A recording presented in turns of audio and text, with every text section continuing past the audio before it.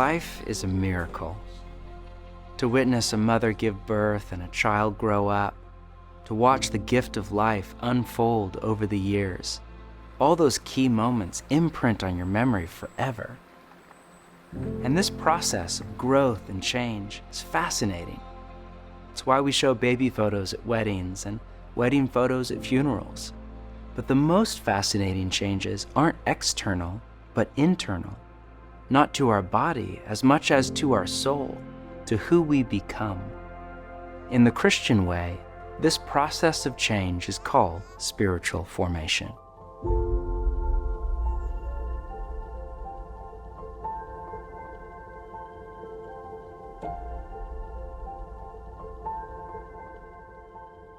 Last week, we covered the 3 goals of a disciple or apprentice of Jesus: to be with Jesus, to become like him, and to do as he did. And we said spiritual formation is the process by which all this happens, by which our spirit or our inner woman or man is formed into a particular shape or what we call a character, whether it be the character of Jesus or the character of someone else. The language of spiritual formation comes from the New Testament. For example, in Romans 12, Paul writes this to the followers of Jesus in the city of Rome: "Do not conform to the pattern of this world, but be transformed by the renewing of your mind." Notice the 2 verbs, conform and transform. Both verbs are from the same root word in Greek, metamorphao, where we get the English word metamorphosis, the word for the process by which a caterpillar is transformed into a butterfly. One lexicon defines it as to change the essential form or nature of something. This is the word picture for the depth of change that is possible in the human soul. Not just surface level behavior modification, but deep change in the heart. And in Greek, both verbs, conform and transform, are in the present passive tense, meaning they are something that is already happening to you.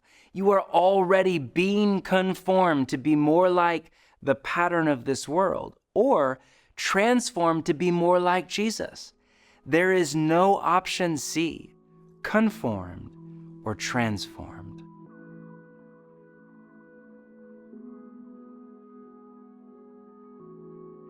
When I first moved to New York City, one of the things I noticed was how much the city itself shaped me. New York is a formation machine. It affects your level of aggression. It affects the pace at which you walk. In fact, sociologists tell us that if you live in New York for a while, you will actually begin to walk faster than people in other cities. The stories of New York, the architecture of New York, the history of New York all work on you subtly and slowly, where when you go back and visit your families for the holidays, they often say, "What's happened to you?" And the answer is, "New York has happened to me." But you're never really aware of it in any given moment. And I think that's such an important recognition for me as a pastor, because so often people are naive and they think, I'm not being shaped by anything. Sometimes non-Christians say, I don't want to follow Jesus. I don't want to be formed by religion. But the truth is, we're all being formed by something. The question's not, shall someone form me? The question is, who will form me? The question is not, who do I want to become? The question is, who am I becoming by the forces that are working on me? And I think Paul really understood the importance of making our formation conscious. He said to the Romans in Romans 12, do not be conformed to the image of this world. Why? Because that's what it does. He wanted the Christians in Rome to recognize and understand how Rome was shaping them into Romans. The stories of Rome, the religion of Rome, the architecture of Rome, the practices of what it meant to participate in the empire were making them Romans. So they had to discern their formation so they could be transformed. And this is what Jesus wants us to do, to figure out who Jesus is and how his story, his truth, his love, and his practices form us into his disciples. So the great question is not, shall I be formed? The question is consciously determining who it is that will form you.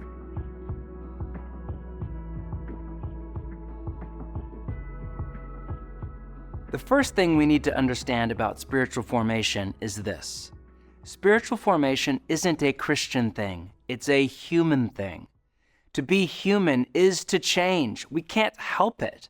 Whether we are religious or not, we grow, evolve, go astray, come back to the path.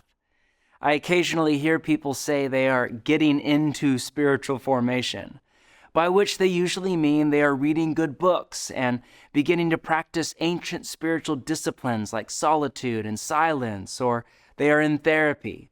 All very good.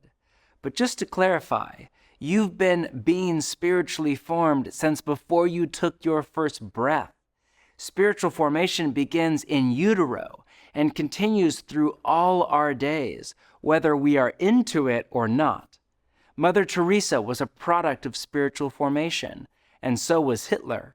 Queen Elizabeth was spiritually formed, as was Genghis Khan. Their spirits were formed over a long period of time through a complex alchemy of genetic inheritance, family patterns, childhood wounds, education, habits, decisions, relationships, environments, and much more. Same with you and me. We've been formed. We're being formed, and we will be formed in the days to come. Spiritual formation is not optional. The problem is, most of our formation is unintentional. No one sits down one day and decides to be conformed to the pattern of this world. No one sets out to become bitter or angry or greedy or judgmental or fearful. It just happens. Simply by living in Manhattan or LA or wherever you call home and living a normal life. Because of that, I've found it incredibly helpful to name the forces in my life that are forming or deforming me. And in this session, we want to help you do the same. To that end, here's a paradigm we call unintentional spiritual formation. How we become who we become is a sacred mystery of the human soul, taunting the brightest minds of both science and spirituality. But there is a surprising level of agreement across disciplines.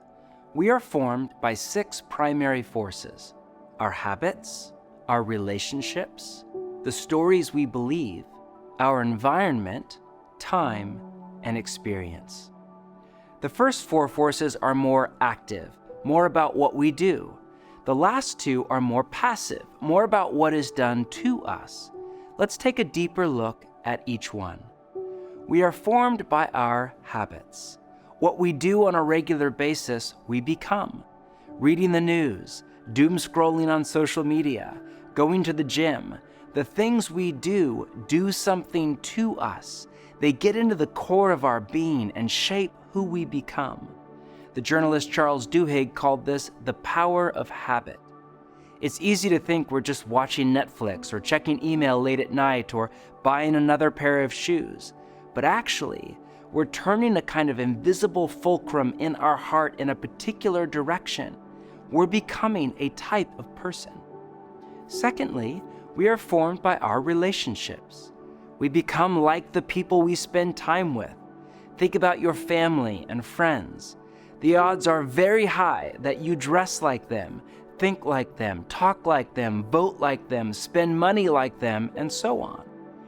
Third, we are formed by the stories we believe.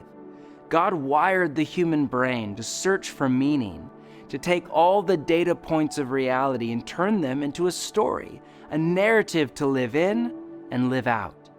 This is why we love movies and novels and telling stories around the campfire. And every day we are exposed to stories. Stories about what is the good life, what will make us happy, and what the meaning and purpose of life even is. These stories shape us far more than we realize.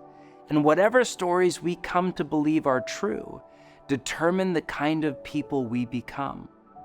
For example, one of the reasons so many marriages end in heartache is because no marriage can possibly live up to the story we are told by Hollywood and pop music. which is very different from the story Jesus tells. The stories we believe give shape to the thousands of decisions we make every day, from whether we stay in a marriage, to how we spend our money, to how many hours we spend at work. Pick your stories carefully, because they will determine who you become. And our stories and relationships and habits all come from an environment. Whether you live in a small town or a global city, in a Western secular culture or a traditional religious culture, we all become like the place we live. And in the digital age, we all live in two places at once, in our city or town or area, and in the echo chambers of the algorithms that define our digital home. This may be good or it may be bad, but it is. You will become like your environment. These forces work on us slowly over time. They sneak up on us little by little and have a cumulative effect. We wake up one day and realize we've changed. And through experience, we are deeply shaped not just by what we do, but by what is done to us. Nowhere is this more true than in our family of origin and our childhood, but it's also true of our whole lives. Do we go to college or drop out of high school? Get our dream job or file for bankruptcy? Get married, get divorced, or stay single? Our experiences deeply shape who we become. In summary, we are formed by our habits, relationships, the stories we believe, and our environment. And this happens over time and through experience. We call this paradigm unintentional spiritual formation because it's a synopsis of how we are formed with no intentionality, just by waking up in the morning and going about our day. The question isn't, are you becoming someone?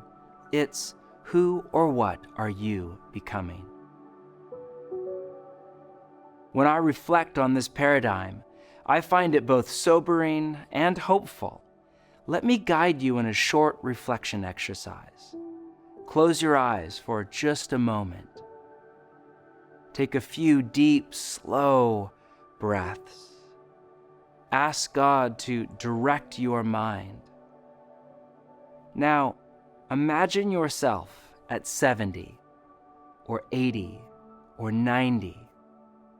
What kind of person do you see? Ask yourself, who am I becoming?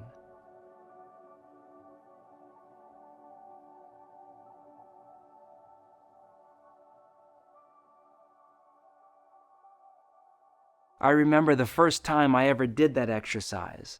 I was about 30 years old, and I had enough life under my belt to plot a hypothetical trajectory and imagine myself at 40 or 50 or 60. And the person I saw on the horizon was terrifying.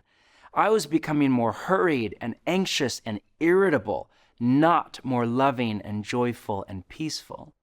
In my case, it was a wake-up call. I realized I had to make some major life changes. What about you? What changes do you need to make to alter the trajectory of your spiritual formation in the direction of Jesus?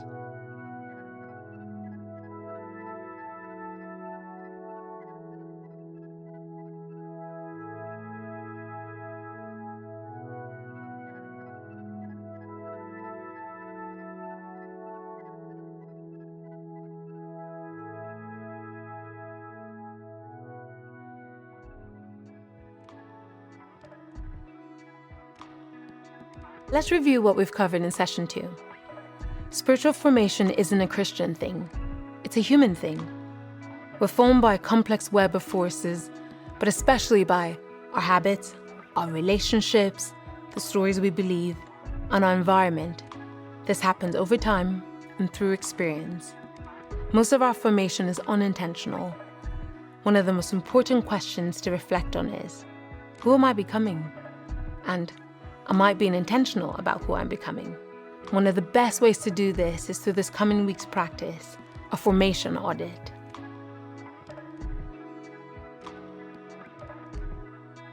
The philosopher Dallas Willard used to say, the main thing God gets out of our life is the person we become. It's hard for me to imagine right now, but one day I'm going to wake up and, God willing, I'll be 70 or 80 or 90 years old. And what will matter on that day is not how much money I made or how successful I was by the standards of the world or whether or not I saw that new TV series. What will matter is the person I became. This is why Saint Benedict in the 6th century said, day by day, remind yourself that you are going to die. He urged people to meditate every day on their coming death, not to provoke fear or dread, but to remind us, don't waste your life. Live for what matters, so that when we come to the end of our lives, we can die at peace. But this will require us to reflect on our life today and connect the dots between how we are living and who we are becoming. So as you apprentice under Jesus and you conduct your formation audit and start to make decisions about your life, may you live for what matters.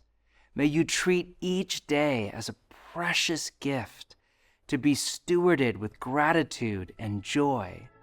And may every day find you more and more at peace in God.